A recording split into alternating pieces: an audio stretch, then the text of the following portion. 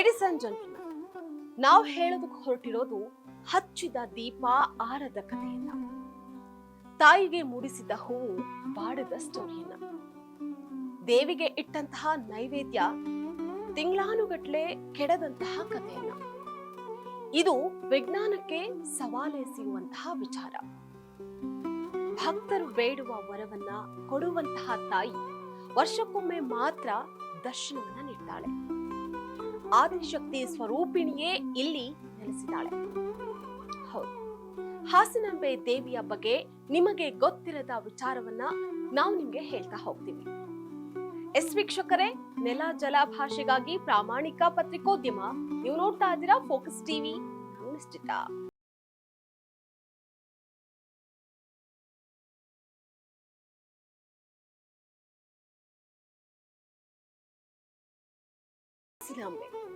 ಹಾಸನದಲ್ಲಿ ನೆಲೆಸಿರುವಂತಹ ಈ ದೇವಿ ಬಗ್ಗೆ ಹೆಚ್ಚು ಹೇಳುವ ಅಗತ್ಯವೇ ಇಲ್ಲ. ಹಾಸನಾಂಬ ದೇಗುಲದಲ್ಲಿ ಪ್ರತಿ ವರ್ಷ ವಿಜೃಂಭಣೆಯಿಂದ ಮಹೋತ್ಸವವನ್ನ ಆಚರಣೆ ಮಾಡಲಾಗುತ್ತೆ. ನಾಡಿನ ನಾನಾ ಭಾಗಗಳು ಮಾತ್ರವಲ್ಲದೆ ಹೊರ ರಾಜ್ಯಗಳಿಂದಲೂ ಲಕ್ಷಾಂತರ ಮಂದಿ ಈ ದೇವಸ್ಥಾನಕ್ಕೆ ಆಗಮಿಸುತ್ತಾರೆ. ಭಕ್ತಾದಿಗಳ ಇಷ್ಟಾರ್ಥವನ್ನ ಕರುಣಿಸುವಂತಹ ಹಾಸನಾಂಬೆ ಎಲ್ಲರಿಗೂ ದರ್ಶನ ಕೊಡೋದು ವರ್ಷಕ್ಕೊಮ್ಮೆ ಮಾತ್ರವೇ.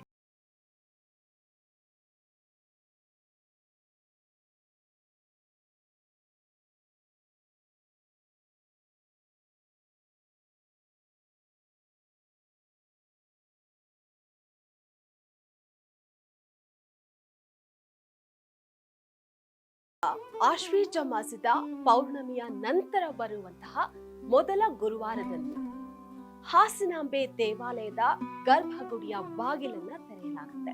ನಂತರ ಬಲಿಪಾಡ್ಯಮಿಯ ಮಾರನೇ ದಿನವೇ ಹಾಸನಾಂಬೆ ದೇಗುಲದ ಗರ್ಭಗುಡಿಯನ್ನ ಮುಚ್ಚಲಾಗುತ್ತೆ. ಬಾಗಿಲು ಹಾಕುವ ಮುನ್ನ ದೇವಿಗೆ ದೀಪವನ್ನ ಹಚ್ಚಿ ಅಕ್ಕಿ ನೈವೇದ್ಯವನ್ನ ಇಟ್ಟು ಅಲಂಕಾರವನ್ನ ಮಾಡಲಾಗುತ್ತೆ. ಇವೆಲ್ಲವೂ ಮುಂದಿನ ವರ್ಷ ಹಾಳಾಗದೇ ಇರುವುದು ಮಾತ್ರ ದೇವಿಯ ಪವಾಡ. ಒಟ್ಟು 14 ದಿನಗಳ ಕಾಲ ಹಾಸನಾಂಬೆ ದೇಗುಲದ ಗರ್ಭಗುಡಿಯನ್ನ ತೆರೆದು ದೇವಿಯ ದರ್ಶನವನ್ನ ಪಡೆಯಬಹುದಾಗಿರುತ್ತೆ. ಇನ್ನು ಈ ಸಂದರ್ಭದಲ್ಲಿ ನಾನಾ ಹರಕೆಗಳನ್ನ ಹೊತ್ತು ಲಕ್ಷಾಂತರ ಸಂಖ್ಯೆಯಲ್ಲಿ ಭಕ್ತಾದಿಗಳು ಬಂದು ದೇವಿಯ ದರ್ಶನವನ್ನ ಪಡೆಯುತ್ತಾರೆ.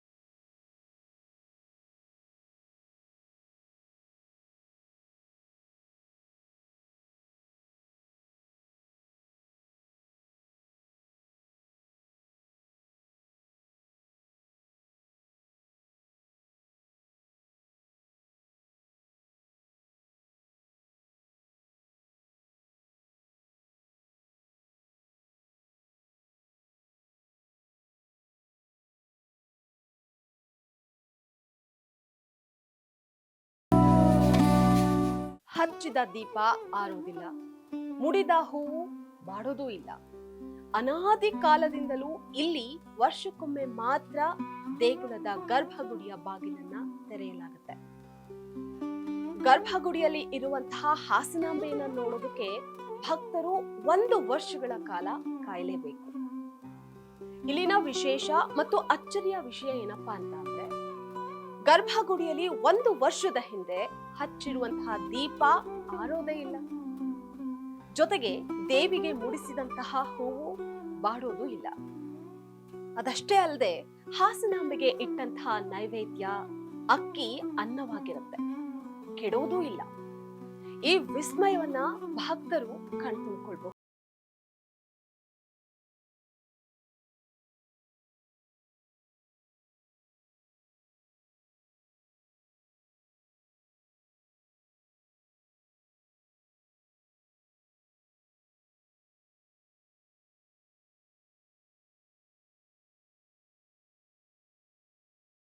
ಹಾಸನಾಂಬೆಯ ಇತಿಹಾಸ. ಹಾಸನಾಂಬೆ ದೇಗುಲವನ್ನ 12ನೇ ಶತಮಾನದ ಹೊಯ್ಸಳರ ಕಾಲದಲ್ಲಿ ನಿರ್ಮಾಣವನ್ನ ಮಾಡಲಾಗಿದೆ ಅಂತ ಹೇಳಲಾಗಿದೆ. ಸಪ್ತ ಮಾತೃಕೆಯರಲ್ಲಿ 3 ತಾಯಂದಿರು ಈ ದೇವಸ್ಥಾನದಲ್ಲಿ ನೆಲೆಸಿದ್ದಾರೆ. ಸಪ್ತ ಮಾತೃಕೆಯರಾದ ಬ್ರಾಹ್ಮಿ, ಮಹೇಶ್ವರಿ, ಕೌಮಾರಿ, ವೈಷ್ಣವಿ, ವರಾಹಿ, ಇಂದ್ರಾಣಿ ಮತ್ತು ಚಾಮುಂಡಿ ಅವರು ಭೂಮಿಗೆ ಬಂದು ಹಾಸನದ ಸೌಂದರ್ಯಕ್ಕೆ ಮಾರು ಹೋಗಿ ಇಲ್ಲೇ ನಿಲ್ಸೋದಕ್ಕೆ ನಿರ್ಧಾರ ಮಾಡಿದ್ರಂತೆ. ಅವರಲ್ಲಿ ಮಹೇಶ್ವರಿ, ಕೌಮಾರಿ, ವೈಷ್ಣವಿ ಹಾಸನದಲ್ಲಿ ನೆಲೆಸಿದ್ದಾರೆ. ಬ್ರಾಹ್ಮಿ ಮತ್ತು ಇಂದ್ರಾಣಿ ಕೆಂಚಮ್ಮನ ಹೊಸಕೋಟೆಯಲ್ಲಿ, ವರಾಹಿ ಮತ್ತೆ ಚಾಮುಂಡಿ ದೇವಿ ಒಂದು ಬಾವಿಯಲ್ಲಿ ನೆಲೆಸಿದ್ದಾರೆ ಅಂತ ಹೇಳಲಾಗುತ್ತೆ.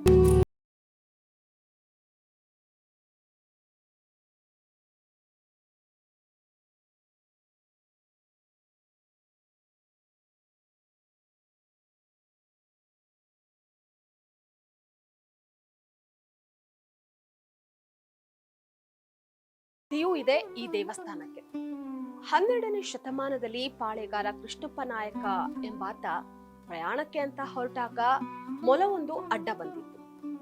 ಮೊಲ ಅಡ್ಡ ಬಂದಿದ್ದಕ್ಕೆ ಅಪಶಕುನ ಅಂತ ಭಾವಿಸಿದ ಆತ ಆಗ ಆದಿಶಕ್ತಿ ಸ್ವರೂಪಿಣಿ ಪ್ರತ್ಯಕ್ಷರಾಗಿ ಈ ಸ್ಥಳದಲ್ಲಿ ದೇಗುಲವನ್ನ ಕಟ್ಟು, ನಾನು ಹಾಸನಾಂಬೆ ಅಂತಾನೆ ಹೆಸರಾಗಿ ಇಲ್ಲಿ ನಾನು ನೆಲೆಸ್ತೀನಿ ಅಂತ ಹೇಳಿದ್ದಂತೆ. ಆದ್ರಿಂದ ಕೃಷ್ಣಪ್ಪ ನಾಯಕ ದೇಗುಲವನ್ನ ಕಟ್ಟಿಸಿದಾನೆ ಅಂತ ಕುದೂರುಗುಂಡಿ ವೀರಗಲ್ಲಿನ ಶಾಸನದಲ್ಲಿ ಉಲ್ಲೇಖಿಸಲಾಗಿದೆ. ಅದೇನೇ ಇರಲಿ, ಹಾಸನಾಂಬೆಯ ಗರ್ಭಗುಡಿಯಲ್ಲಿ ವರ್ಷ ಕಳೆದ್ರೂ ಆರದ ದೀಪ, ಬಾಡದ ಹೂವು ವಿಜ್ಞಾನಕ್ಕೂ ಸವಾಲಾಗಿದೆ. ದೇವಿಯ ಪವಾಡ ಎಲ್ಲರನ್ನ ಮೂಕ ವಿಸ್ಮಿತರನ್ನಾಗಿಸಿದೆ.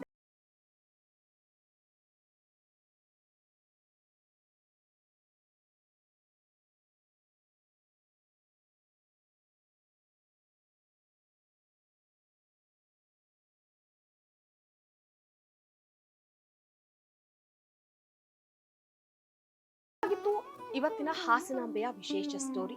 ಇಂತಹ ಮತ್ತಷ್ಟು ವಿಶೇಷ ಸ್ಟೋರಿಗಳೊಟ್ಟಿಗೆ ನಾನು ನಿಮ್ಮನ್ನ ಭೇಟಿ ಮಾಡ್ತೀನಿ. ನೆಲ ಜಲ ಭಾಷೆಗಾಗಿ ನೋಡ್ತಾ ಇರಿ ಫೋಕಸ್ ಟಿವಿ.